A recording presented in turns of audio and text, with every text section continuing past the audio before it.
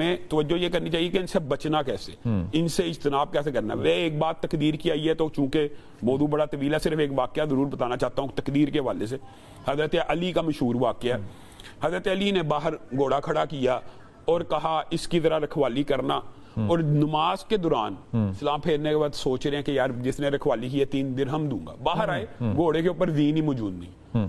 کچھ دیر آگے پہنچے تو ایک دکان پہ وہی زین لٹکی ہوئی ہے اور پوچھتے ہیں یار یہ کون بیچ کے گیا، یہ تو میں نے میرے گھوڑے کی۔ اس نے کہا ابھی ایک شخص آیا تھا 3 درہم کی، وہی دے گیا۔ اب آپ بات بتائیں کہ اللہ تعالیٰ نے درہم 3 ہی تھے اس کے مقدر میں رکھے، چوائس یہ تھی کہ وہ کیسے کماتا۔ یہ انسان کو سمجھ لینا چاہیے۔ تو ہاں اگر بندش آ گئی ہے، نظر بد ہو گئی ہے، جادو ہو گیا ہے، تو اس سے بچنے کے بھی تو وظائف اللہ ہی نے بتائے ہیں۔ اور حضرت عمر نے ایک قول ہے بڑا زبردست، حضرت عمر کہتے ہیں اللہ تعالیٰ دعا کی توفیق دیتا ہی اس کو ہے جس کے مقدر میں قبول ہونا لکھا ہوتا ہے۔ کیا بات ہے، یعنی توفیق ہی اسی کو کیا بات جس کی اللہ تعالیٰ نے سننی ہے۔ اس بات اللہ تعالیٰ کے دعا کے نتیجے رسول اللہ صلی اللہ علیہ وسلم نے بتایا کہ انسان کو بظاہر ایسے لگتا ہے کہ میری دعا فوری قبول ہونی چاہیے، لیکن اللہ تعالیٰ نے اس کے دعا کے بدلے میں کوئی آنے والی بہتر چیز رکھی ہوتی ہے، صدقہ کیا ہوتا ہے۔ بندہ کہتا ہے مجھے 1 لاکھ روپیہ دو، اللہ لاکھ نہیں دیتا لیکن مقدر میں لکھا تھا ہاتھ کٹ جانا، وہ نہیں کٹتا، وہ صدقہ چلا گیا، وہ صدقے کی وجہ سے وہ مصیبت آنے والی ٹل گئی۔ اور پھر رسول اللہ نے کہا کہ جو نہ موجودہ قبول ہو نہ آنے والی بلا ٹلے، کل قیامت کے دن جس وقت انسان ایک ایک نیکی کے پیچھے بھاگ رہا ہوگا، اس دن اپنے نیکیوں کے پہاڑ دیکھے گا تو اللہ سے کہے گا یہ نیکیاں تو میں نے نہیں کی، تو اللہ کہے گا یہ وہ دعائیں جو میں نے تیری دنیا میں نہیں تھی سنی۔ تو انسان اس وقت یہ خواہش کرے گا، صحیح حدیث کے الفاظ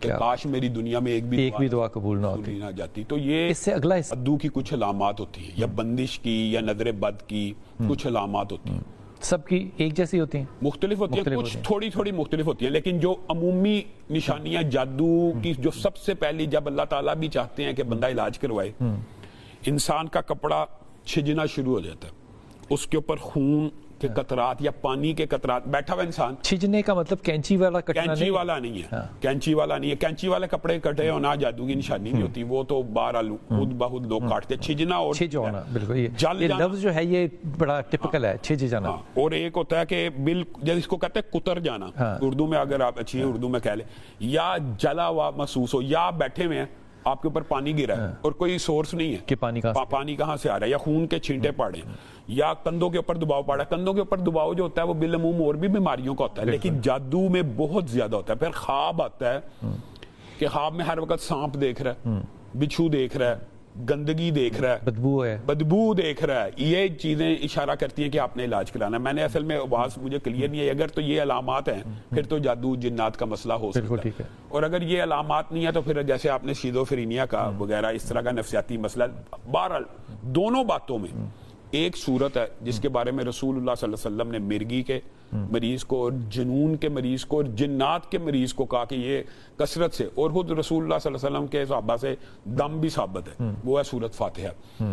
یہ خاص طور پہ جو نفسیاتی مریض جتنے بھی ہیں وہ سورت فاتحہ 41 مرتبہ پڑھنا شروع کریں، 41 دفعہ اس کا دم کرنا شروع کریں۔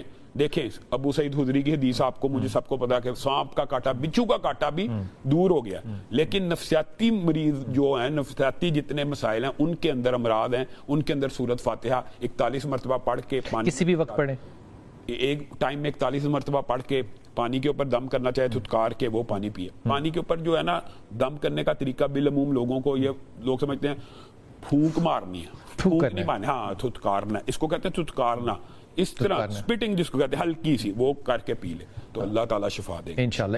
بنیادی طور کے اوپر رشتے کے لیے جو بہترین وظیفہ ہے وہ قرآن پاک کا ایک وظیفہ ہے، سورت قصص آیت نمبر 24 ہے، سورہ قصص، انی لما انزلت الی من خیر فقیر، سورت قصص آیت نمبر 24، ربی انی لما انزلت الی من خیر فقیر، 313 مرتبہ وہ بچی خود پڑھے، 40 دن اپنے پورے کرے، نماز کے ایام وغیرہ کا نکال کے 40 دن پورے کرنے ہیں، تو انشاءاللہ 313 مرتبہ ہر نماز کے بعد پڑھے گی، رشتہ اچھا آئے گا، لیکن آپ نے اس کے اندر پھر آپ نے خود کیڑا نہیں نکالنا۔ بنیادی طور کے اوپر بات تو یہ ہوتی ہے کہ بہت زیادہ، اور دوسری بات اگر یہ طرح کسی کو ہے کہ بندش ہے تو اس کا تو وظیفہ رسول اللہ صلی اللہ علیہ وسلم نے یا نظر ہے رسول اللہ نے دونوں کے وظیفے بتائیں، وہ اعوذ بکلمات اللہ التامات من شر ما خلق، اللہ کی کلمات کی پناہ میں آ جائے، اعوذ بکلمات اللہ التامات من شر ما خلق، تو یہ اگر بندش بھی ہوئی یا نظر لگی ہوئی، نظر دور وہ بھی چلا جائے گا.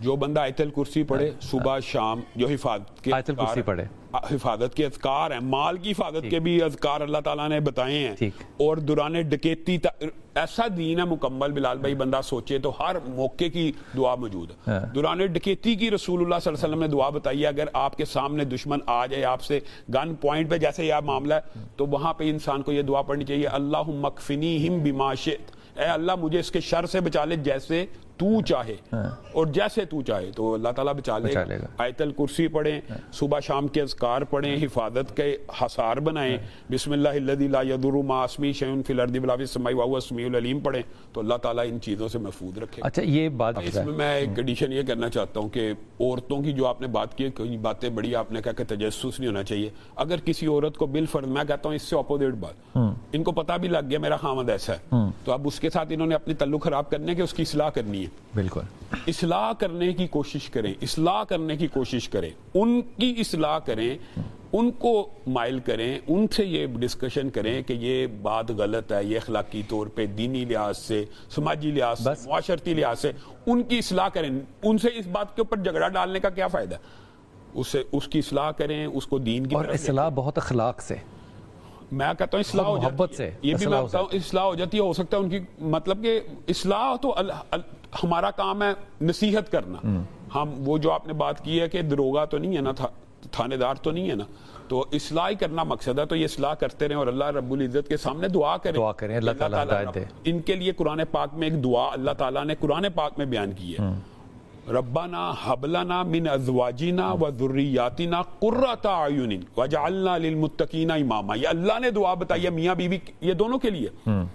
اگر انسان کو بیوی سے کوئی ایسے مسائل ہیں یا بیوی کو خامن سے، تو اللہ کے سامنے ہاتھ پھیلا دے، ربنا حب لنا من ازواجنا و ذریاتنا قرۃ اعین، اے اللہ تعالیٰ میرے خامن کو اور میرے بچوں کو میری آنکھوں کی ٹھنڈک بنا دے.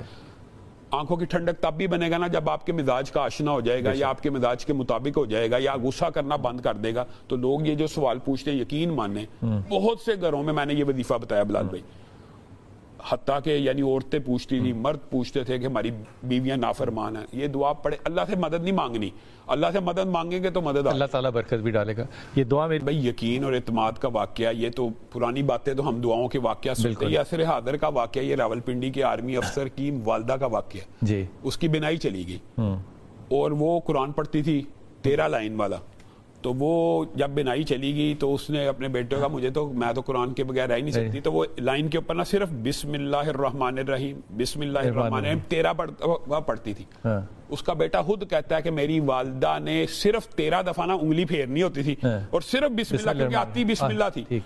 دوسرا قرآن ختم نہیں کیا، بینائی واپس آ گئی. تو عصر حاضر کا واقعہ، موجودہ واقعہ، یہ کوئی پرانی باتیں نہیں. تو یہ تو اعتماد اور یقین کی بات ہے. میں کئی دفعہ سوچتا ہوں اس کے سننے کے بعد یہ واقعہ کہ بسم اللہ الرحمن الرحیم بھی تو اللہ کا کلام ہے. تو اگر مطلب صرف انسان کسی ایک چیز کو بھی پکڑ لے اللہ کی میں آپ کو ایک بات بتاؤں، جو انسان کوئی بھی وظیفہ کثرت سے کرتا ہو نا، اس کا بھی بہت اثر ہوتا ہے، اس کی بھی بڑی تاثیر ہوتی ہے. سورۃ فاتحہ کی جو تاثیر بالعموم ہم مشاہدہ کرتے ہیں، اس کی کیا وجہ ہے؟ کیونکہ انسان نے ہر نماز کی ہر رکعت میں پڑھنی ہوتی ہے. تو اس وجہ سے یہ تاثیر اور یہ جو آپ نے بات کی نا، اور پھر صحابہ نے پڑھا تو اس کے اوپر روایت اور یقین کے ساتھ پڑھیں تو آدھی بیماری یقین سے دور ہو جاتی ہے. عقیدتی طور پہ یہ وظیفہ بھی نبی کی ایک دعا ہے، اور نبی حضرت مریم کے پاس کھڑے ہیں اور کہہ رہے ہیں انا لکی ھذا، یہ بن موسم کے پھل کہاں سے آئے؟ تو وہاں پہ حالانکہ ہنالک دعا زکریا، نبی کو پتا تو ہوتا ہے، لیکن یہ دیکھیں یاد دہانی آئی حجت. وہ زکریا نے اللہ تعالیٰ کے سامنے دعا کی، ربی لا تذرنی فردا وانت خیر الوارثین، اے اللہ مجھے تنہا نہ چھوڑنا اور مجھے بہترین وارث دینا، اور آپ ہی بہترین وارث دینے والے ہیں اور بہترین وارث ہیں.